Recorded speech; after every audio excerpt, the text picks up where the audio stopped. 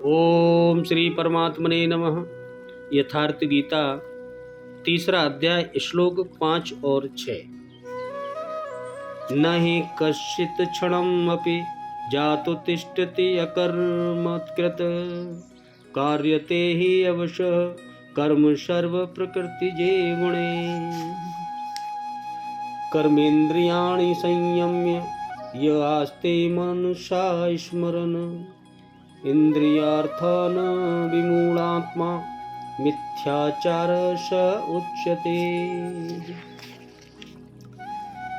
भगवान कह रहे अर्जुन, निस्संदेह कोई भी मनुष्य किसी भी काल में क्षण मात्र भी बिना कर्म किए नहीं रहता, क्योंकि सारा मनुष्य समुदाय प्रकृति जनित गुणों द्वारा परवश हुआ कर्म करने के लिए बाध्य किया जाता है। कौन बाध्य करता है?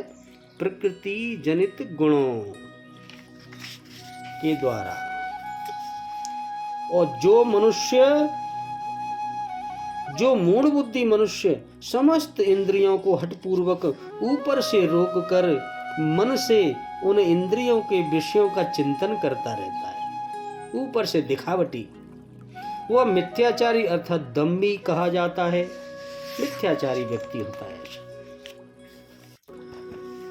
भगवान कह रहे अर्जुन, कोई भी पुरुष किसी भी काल में क्षण मात्र भी कर्म किए बिना नहीं रहता, क्योंकि सभी पुरुष प्रकृति से उत्पन्न हुए गुणों द्वारा विवश होकर कर्म करते हैं। प्रकृति और प्रकृति से उत्पन्न गुण जब तक व्यक्ति के अंदर जीवित हैं, तब तक कोई भी पुरुष कर्म किए बिना रह ही नहीं सकता। अध्याय 4 के 33वें और 37वें श्लोक में श्री कृष्ण कहते हैं कि यवन मात्र कर्म ज्ञान में समाप्त हो जाते हैं। ज्ञान रूपी अग्नि संपूर्ण कर्मों को भस्म कर देती है। यहाँ वे कहते हैं कि कर्म किए बिना कोई रहता ही नहीं।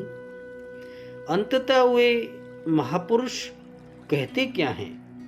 प्रभु कहना क्या चाह रहे हैं? उनका आशय है कि यज्ञ करते करते तीनों गुणों से अतीत हो जाने पर मन के विलय और साक्षात्कार के साथ यज्ञ का परिणाम निकल आने पर कर्म शेष हो जाते हैं। उस निर्धारित क्रिया की पूर्णता से पहले कर्म मिटते नहीं, प्रकृति पिंड नहीं छोड़ती। वो निर्धारित प्रक्रिया क्या है? इतने पर भी विशेष रूप से मूढ़ लोग जो कर्मेंद्रियों को हट से रोककर इंद्रियों के भोगों का मन से स्मरण करते रहते हैं। मन मन में सब चाहिए, ऊपर से दिखावटी रोक रखा है, कहेंगे नहीं। वे मिथ्याचारी हैं, पाखंडी हैं, न कि ज्ञानी सिद्ध हैं।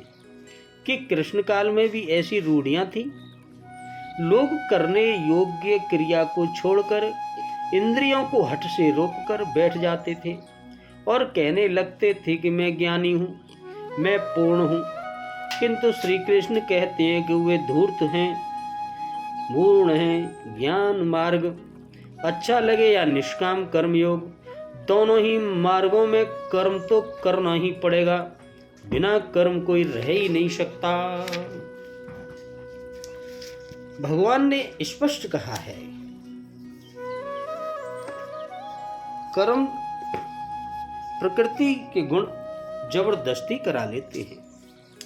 कोई भी मनुष्य किसी भी काल में क्षण मात्र भी बिना कर्म किए नहीं रहता। इसका क्या भाव है? इससे भगवान ने यह भाव दिखलाया है कि उठना, बैठना, खाना, पीना, सोना, जागना, सोचना, मनन करना, स्वप्न देखना, ध्यान करना और समाधिस्थ होना, ये सब के सब कर्म के अंतर्गत है। इसीलिए जब तक शरीर रहता है तब तक मनुष्य अपनी प्रकृति के अनुसार कुछ न कुछ कर्म करता ही रहता है। कोई भी मनुष्य क्षण भर भी कभी स्वरूप से कर्मों का त्याग नहीं करता, न कर सकता है। अतः उनमें कर्तापन का त्याग कर देना या ममता, आसक्ति और फल इच्छा का त्याग कर देना ही उनका सर्वथा त्याग कर देना है। या कश्चित पद से गुणातीत ज्ञानी पुरुष भी सम्मिलित हैं या नहीं? गुणातीत यानी ज्ञानी पुरुषों का गुणों से या उनके कार्यों से कुछ भी संबंध नहीं रहता। अतः वह गुणों के वश में होकर कर्म करता है, यह कहना नहीं बन सकता। इसलिए गुणातीत ज्ञानी पुरुष कश्चित पद के अंतर्गत नहीं आता। तथापि मन, बुद्धि और इंद्रिय आदि का संघात रूप जो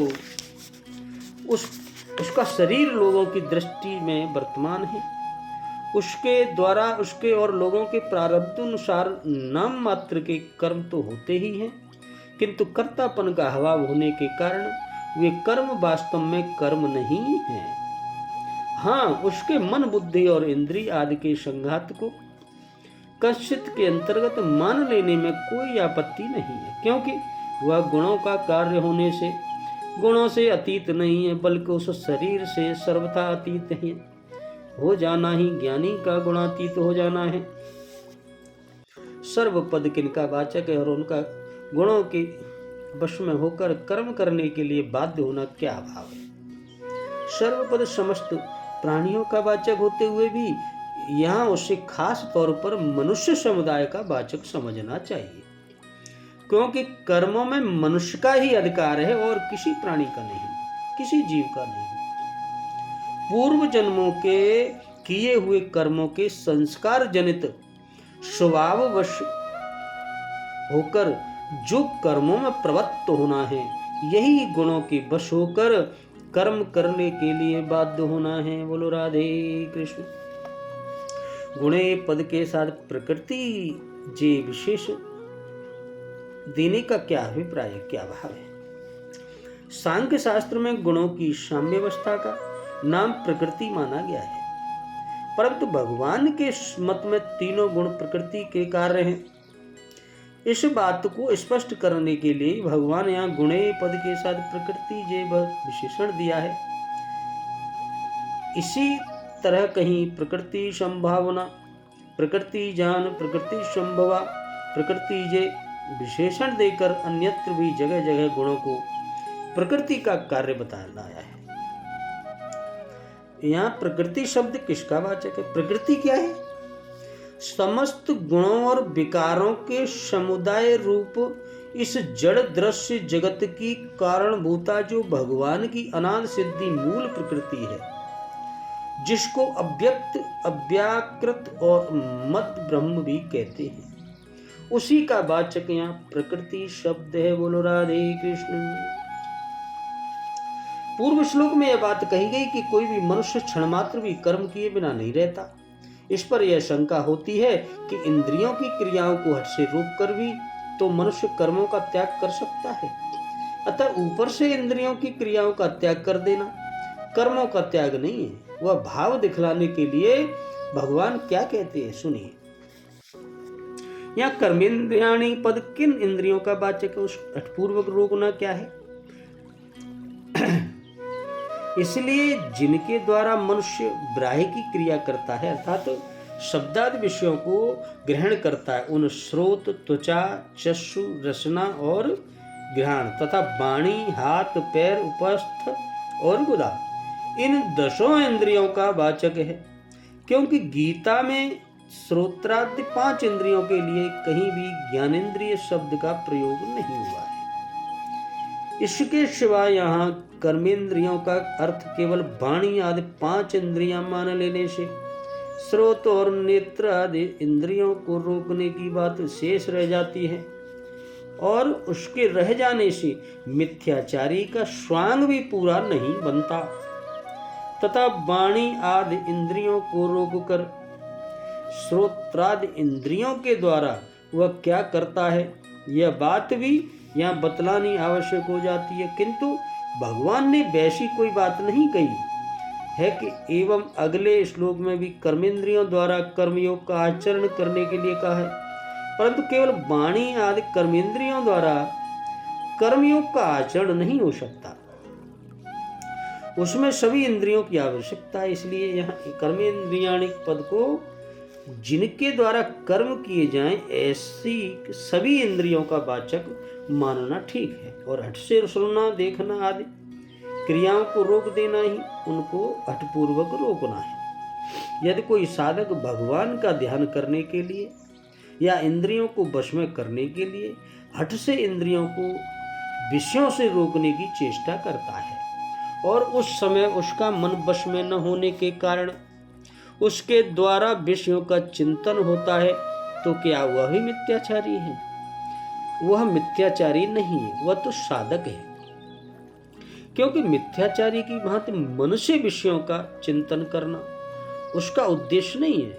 वह तो मन को भी रोकना भी चाहता है कि क्या कर रहे हो भाई, पर आदत, आसक्ति और संस्कार बस उसका मन जबरदस्ती विषयों की ओर चला जाता है। अतः उसमें उसका कोई दोष नहीं है। आरंभ काल में ऐसा होना स्वाभाविक है, शुरू में ऐसा होता है। या संयम पद का अर्थ वश में कर लेना मान लिया जाए तो क्या हानि है? इंद्रियों को वश में कर लेना मिथ्याचारी नहीं होता, क्योंकि इंद्रियों को वश में कर लेना तो योग का अंग है। इसलिए संयम का अर्थ जो ऊपर किया गया वह ठीक है। इंद्रियार्थानुपद किनका वाचक है? दसों इंद्रियों के शब्दादि समस्त विषयों का वाचक है, इंद्रियार्थ पद है। अध्याय 5 श्लोक 9 में भी इसी अर्थ से इंद्रियार्थेषु पद का प्रयोग हुआ है। वह मिथ्याचारी कहलाता है। इसका क्या भाव है? इससे यह भाव दिखलाया गया है कि उपर्युक्त प्रकार से इंद्रियों को रोकने वाला मनुष्य मछलियों को धोखा देने के लिए स्थिर भाव से खड़े रहने वाले कपटी बगुले की भांति बाहर से दूसरा ही भाव दिखलाता है और मन में दूसरा ही भाव रहता है। अतः उसका आचरण मिथ्या होने से वह मिथ्याचारी है।